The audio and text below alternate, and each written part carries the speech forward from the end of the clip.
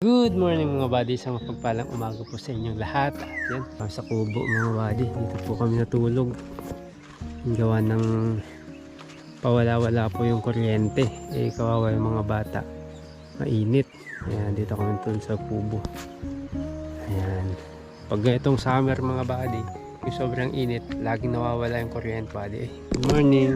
Ayan, maganda dito pag may talaga generator mga buddy, yung portable ganun, o kaya yung nilalagay ng gasolina para kahit mawala ng kuryente may electric pan man lang. So ayan, dito sila, bahay kubo.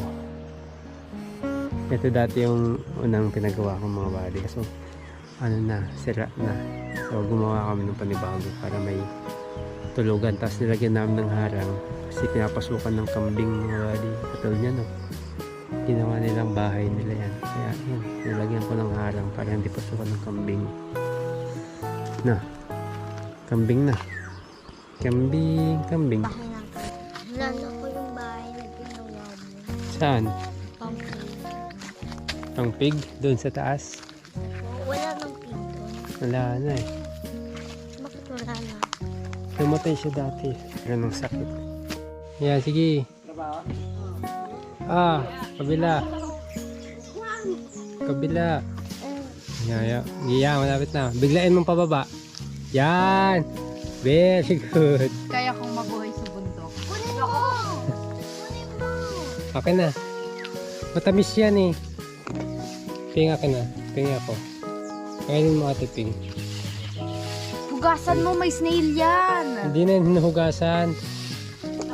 Sige, kain na. Tanggal mo yung buto. Yan. Tingnan mo to. O, tapos kainin mo. Matamis yun eh. Good morning. Dami mong alaga . Isa na lang yung sisiw. Si mother. Yan. Dapat may partner yan na yun. Yan, dalawang lalaki siguro yan eh. Yan din. Yan na yung mga manok ni Boss Maki . 6 na pirasong malalaki yan eh. Nasa galaan na. May partner dapat yan na yun, yung pato. Hanapan natin, bilhin natin ng partner. Yun. Nasa galaan na yan sila maaga. Mamayang tanghali nandito yan sila. Yung labuyo yun Nay.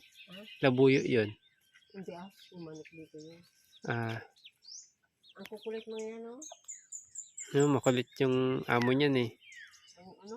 Halukay lahat ng mga Maganda gawa tayo ng kulungan dyan sa taas. Hindi, ang dapat Manukan.